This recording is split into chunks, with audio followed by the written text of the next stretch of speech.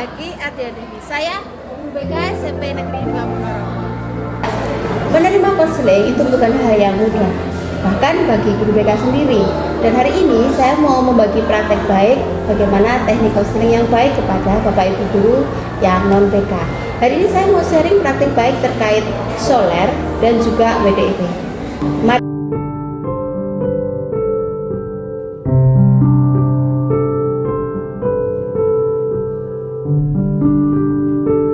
Assalamualaikum warahmatullahi wabarakatuh.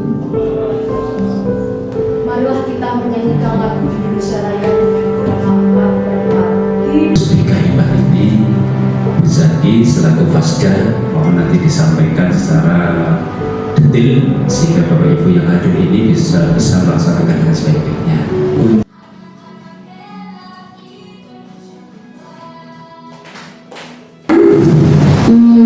Menerawang teman panjenengan tujuan apapun bisa hobi, sifat, warna kesukaan, makanan kesukaan, kalau naik motor bagaimana, lagu yang disukai apa, silakan ditebak dan ditulis namanya. Beliau yang ditebak siapa silakan ditulis. Misal saya salahnya usaha ada Masih lalu sempurna.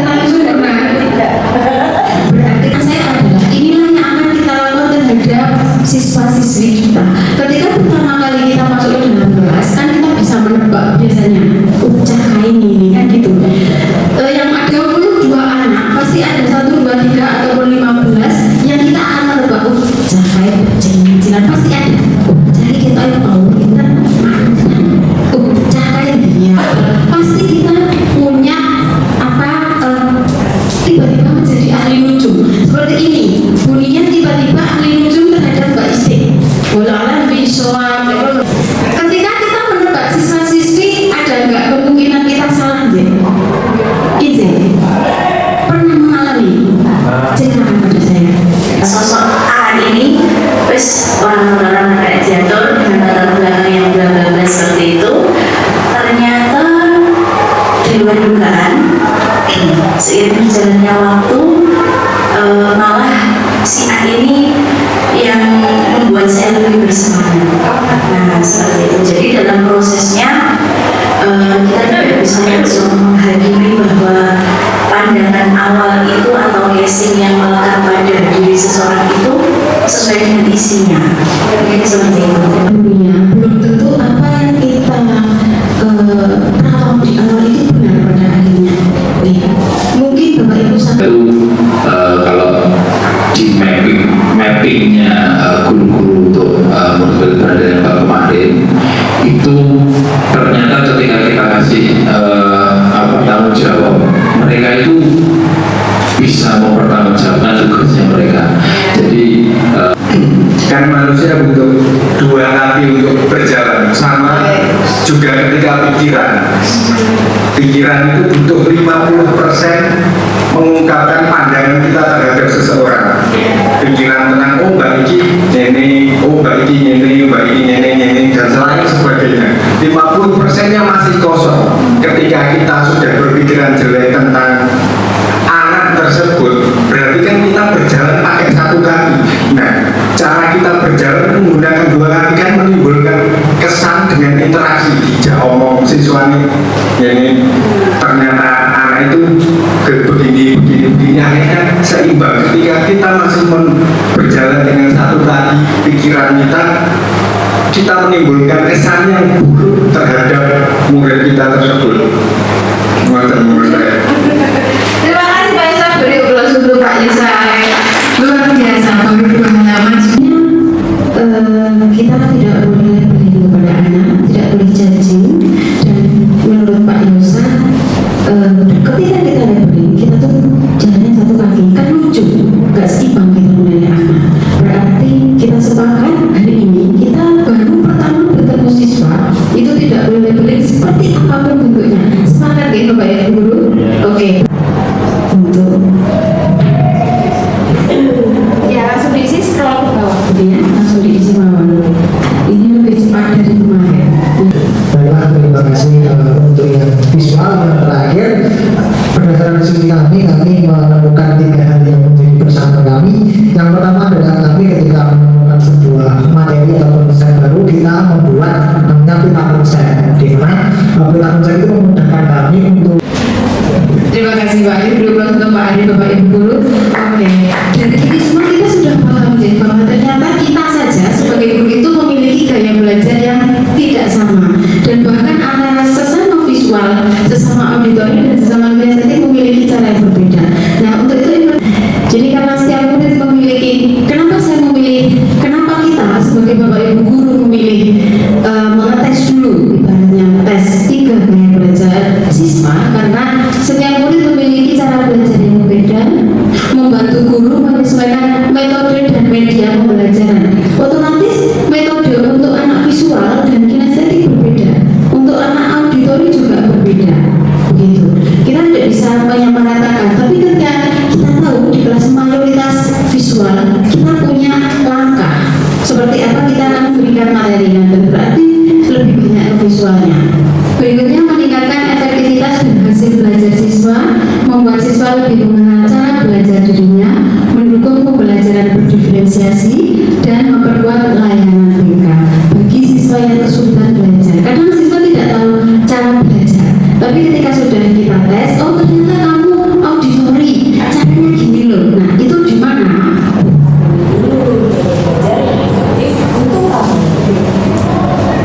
Benar atau tidak? Auditori tadi mana? Tengah. Kuncinya suka membaca sambil bersuara. Benar. Betul.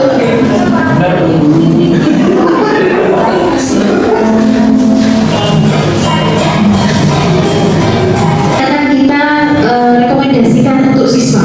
Jadi setelah tahu gaya belajar siswa-siswi, kita akan merekomendasikan siswa untuk kalau auditori cara belajarnya seperti ini loh, biar anak tidak tersesat dalam belajar. Nanti sih. Saat belajar.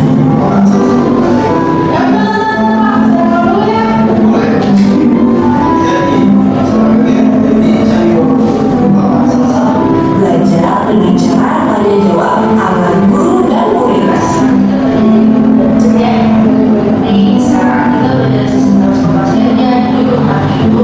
Lakukanlah apa yang kamu ingin ingat.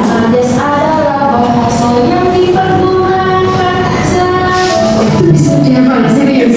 Bisa disarankan kepada siswa-siswinya yang mereka auditori. Menghafal dengan suara yang keras. Dan rekomendasi.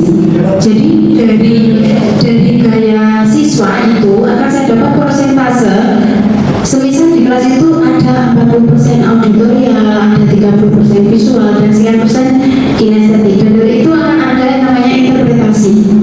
Dari interpretasi nanti kita bisa merekomendasikan kepada siswa, yaitu seperti sudah saya utarakan tadi. Rekomendasi itu maksudnya adalah, kamu itu auditori belajarnya, tak rekomendasikan Bapak Ibu guru harus direkam, mungkin semacam itu. Jadi ini 7D Bapak Ibu guru, 7D itu visualnya ada 9 siswa, yaitu 47%. Di situ ada Bilkis, Devara, Dika, Diva, Farista, Fatia, dan berikutnya. Untuk auditori ada 7 siswa, kinestetik 2 siswa, abangan ada yang campuran, auditori kinestetik 1 siswa. Gitu. Nah, di sini juga ada saran, karena mayoritas di sini adalah visual, maka saya rekomendasikan untuk membuat catatan barang untuk pelajaran, mendengarkan guru dengan fokus, belajar dengan praktik dan gerak. Ini RPL saya. Ya, kecil-kecil ya, harus sesuai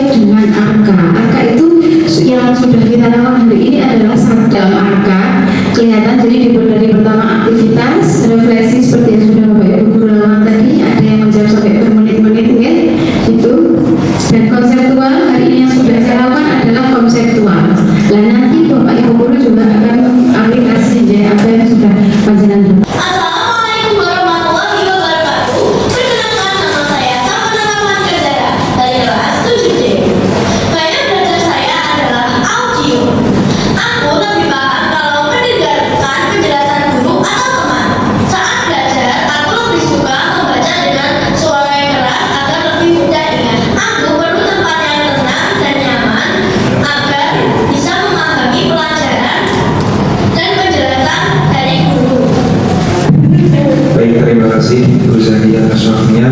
Jadi apa yang telah kita lakukan hari ini terkait implementasi 7 jurus PKIP. Di nomor 1 kita kan memakai jurus 1 yaitu kenali potensi. Nah, sebagai seorang guru kita harus tahu dulu, seperti awal tadi kita sebelum mengetahui materinya kita disuruh menangkap ternyata banyak yang salah nih. Nah, setelah itu kita tes, makanya sekarang ada namanya tes diagnostik sebenarnya, termasuk salah satunya kayak belajar. Itu untuk mengetahui apa saja bakat minat atau potensi-potensi siswa kita, lalu setelah itu nanti baru kita sesuaikan bagaimana kita mengajar dan juga bagaimana siswa itu belajar. Begitu Ibu.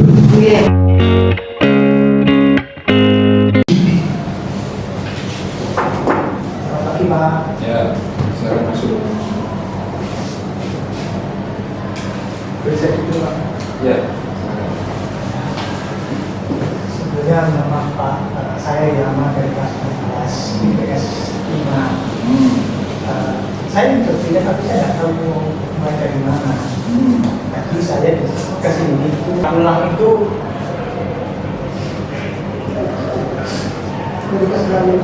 tentang apa? Gitu ya, Dek. Masalah dari dulu. Monggo. Ada apa? Mungkin masuk ruang Pengamatan kami, Kita lihat berarti kita sudah melihat bahwa ada gestur tubuh yang tidak tepat, cara penyambutannya juga tidak tepat, cara melihat siswa juga tidak tepat. Bahkan dari konseling kita akan memakai soler. Nah, aduh, ya soler itu adalah S squarely, yaitu menghadap murid secara langsung, posisi tubuh yang terbuka. Itu jangan. Terus untuk O-nya yaitu open posture, yaitu mempertahankan posisi tubuh terbuka. Terus L-nya ada lean. Lean tadi agak kelihatan loh. Sekian mungkin itu berapa derajat ya? 45 ya. Agak condong ke siswa itu maksudnya aku tuh kayak bersama kamu gitu maksudnya. Jadi kalau Pak Jo tadi malah gini, lean kamu menghadapi anak itu agak condong ke depan. Jadi orang digelar, tapi seperti ini itu L. Terus E-nya apa? Eye contact. Tadi Pak Christopher juga kata, gimana? Kita nggak pada kita semisal ini. Akhir, relax. Jadi siswa relax itu bisa dalam posisi tubuh kita, mimik wajah kita, bahasa kita, tatapan mata kita itu merilekskan siswa. Nah, jadi itu yang diharapkan dari soler.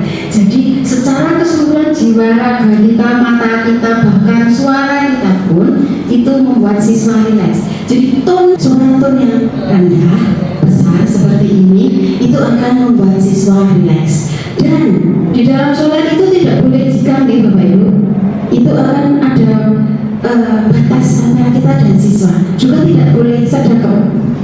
Jadi kita harus open. Rene ngobopi seperti itu dalam soler. Sudah menjadi bahagia. Dalam konseling realita, ya. Itu ada yaitu cara kita memiliki keterampilan bertanya dan merespon. Pertanyaan kalau bisa terbuka, jangan buka agar siswa bisa menjawab sebanyak-banyaknya sehingga kita bisa mendapat data sebanyak mungkin. Koneksi dulu, kita koneksi dulu dengan anak, jangan ujuk-ujuk mengkoreksi. Dan itu pun koneksinya seperti tadi, empati, dengan kasih sayang. Dan konseling ada tiga restitusi, yaitu 1. menstabilkan identitas, 2. validasi tindakan salah. Tetap harus dipahamkan anak bahwa dia memiliki kesalahan, tetap dikoreksi. Yang 3. menanyakan keyakinan. Jadi yang pertama, menstabilkan identitas itu setiap orang pasti pernah melakukan kesalahan. Ini adalah tentang konseling realita. Paling mudah ketika ada anak bermasalah adalah konseling realita. Kenapa? Kita tidak lupakan masa lalu. Oke. Nah itu makanya WDEP ya Bapak Ibu. W-nya adalah one. Maksudnya apa? Prinsip dasar Blazer. Anak itu memiliki 5 kebutuhan. Nah anak ketika kebutuhannya itu semuanya atau salah 1, salah 2 tidak ada, maka anak akan oyen, tantrum. Koneksi dulu.